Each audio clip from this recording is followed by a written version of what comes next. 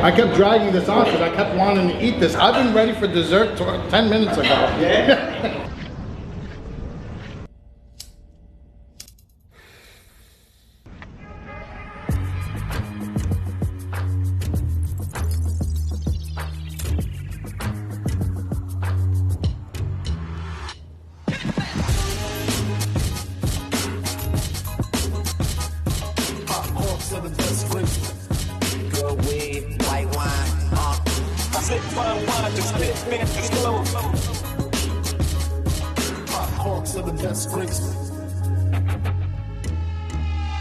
Good weed, white wine, good weed, white wine, good weed, white wine, I come alive in the nighttime, I come alive in the nighttime.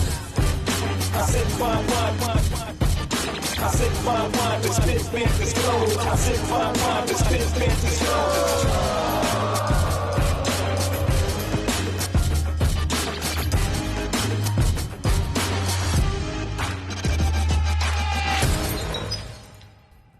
Like almost nothing else, a passion for wine can take you places you've never imagined. This little wine hustle I have going on just landed me in Portugal.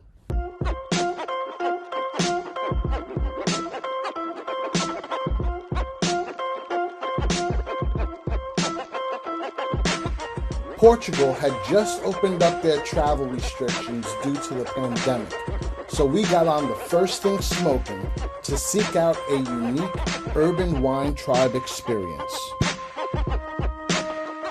There were a lot of businesses still closed, and the ones that were open were to limited occupancy, so we had to do the best we could to enjoy Portugal from a comfortable distance. Nevertheless, I was determined to have a unique Portuguese wine experience, and I would not leave until I did exactly that.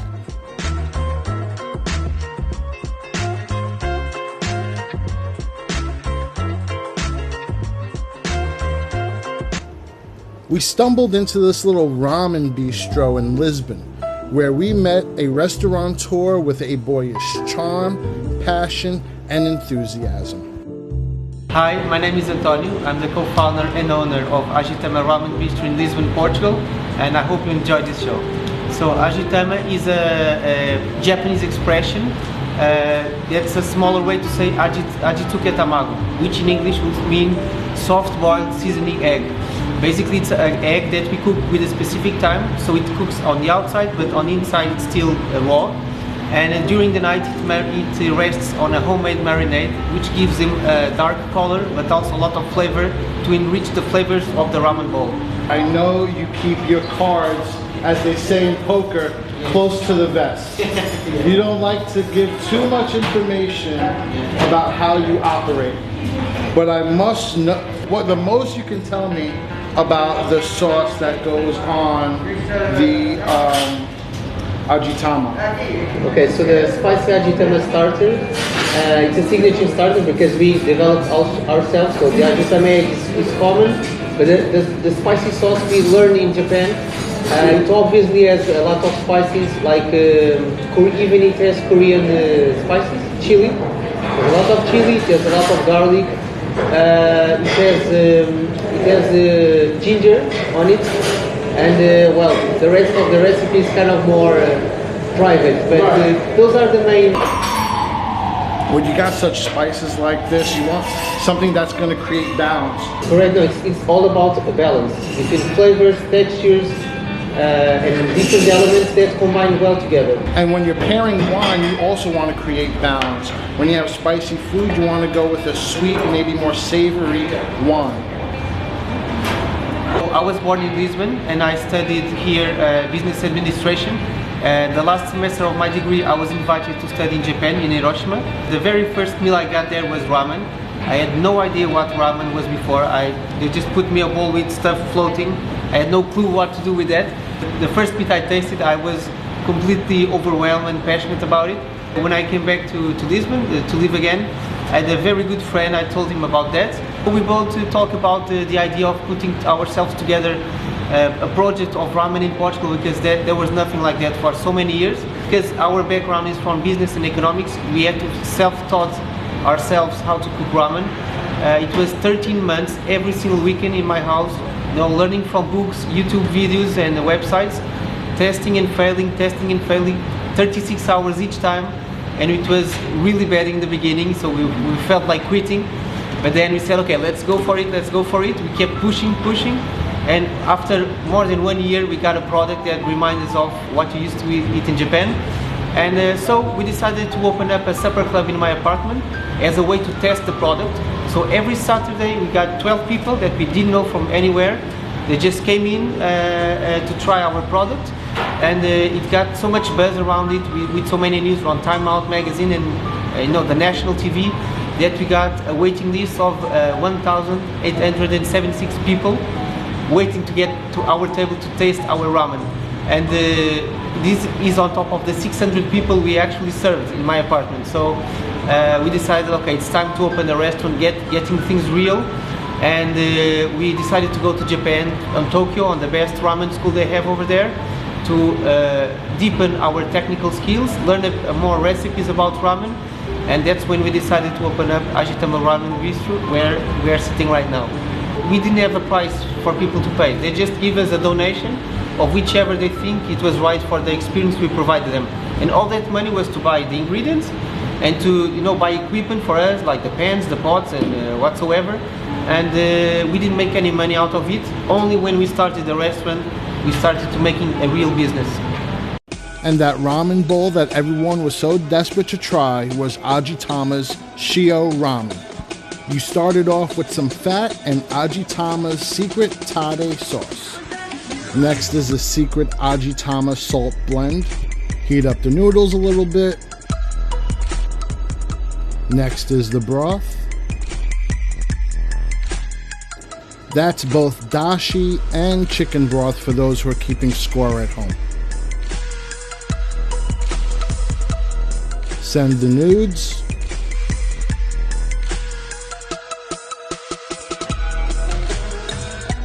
Then they use this special ramen tossing technique that also comes with a secret handshake. Slap some delicious pork belly on there, also known as chasu. Add some scallions or negi. Next is some beautiful enoki mushrooms. And a little crumbled fried onions. For a garnish, they string an ito togarashi, which is a Japanese pepper. And last but not least is the signature Ajitama egg, the Shio Ramen.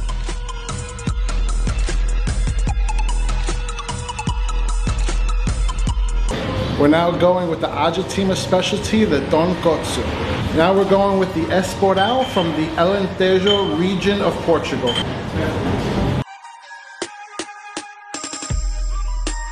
Ooh. I mean, it warms your soul. Talk about something to eat on a cold day. Absolutely it.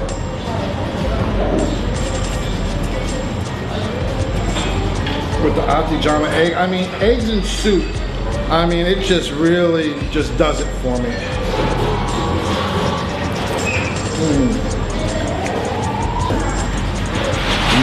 Some pork belly.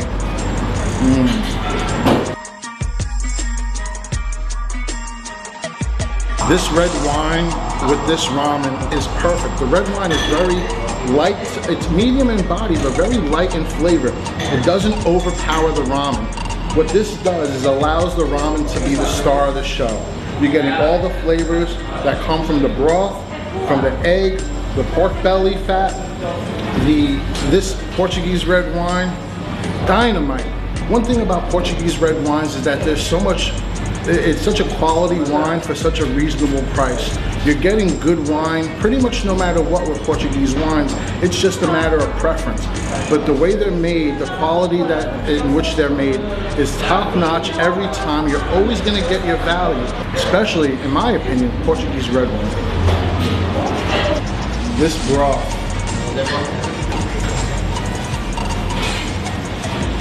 Wow. It is so rich and creamy and delicious. Like it just coats your tongue with flavor. And then with the right wine, it cuts through that layer of creaminess and fat. This is a fantastic wine pairing.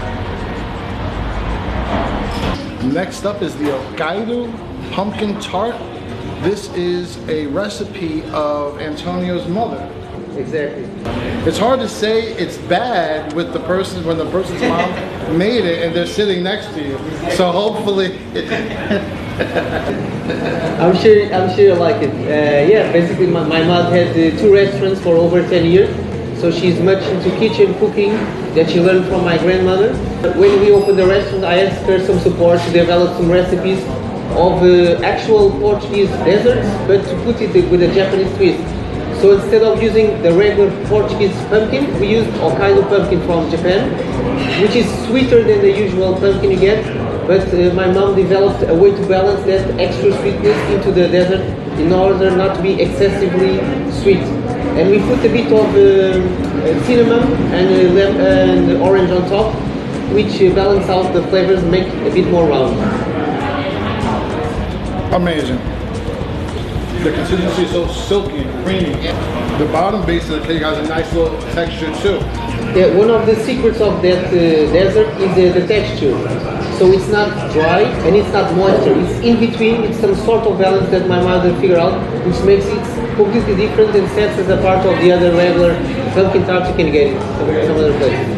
We paired a muscatel wine with it, which is very similar to a sherry, which sherry is a natural liqueur for cooking desserts. Again, what it's doing is creating balance. So if you like cognacs, if you like ports, this muscatel, fantastic. The muscatel, oh thank you. The muscatel, as if it's an ingredient in the pumpkin tart. That's how good it goes with it. Must. Last but not least, one of Ajitama's signature desserts is their Matcha Brigadeiros, which is a traditional Brazilian dessert by a company very close nearby. The name of the company is Brigadeirando. It's Brigadeirando. Oh, and you. This company, Brigadeiro and You, produces these Matcha Brigadeiros for Ajitama, so you can only get it here. A matcha brigadeiro. If you know brigadeiros, this is not like a matcha, a brigadeiro that you've ever had before. This matcha flavor is just so rich and so creamy and so delicious. If you enjoy matcha, you're gonna love these.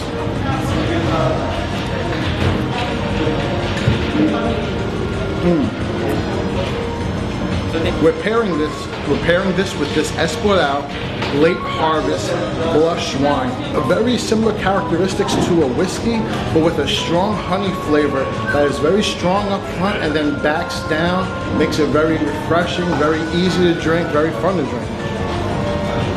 Brigadeiros.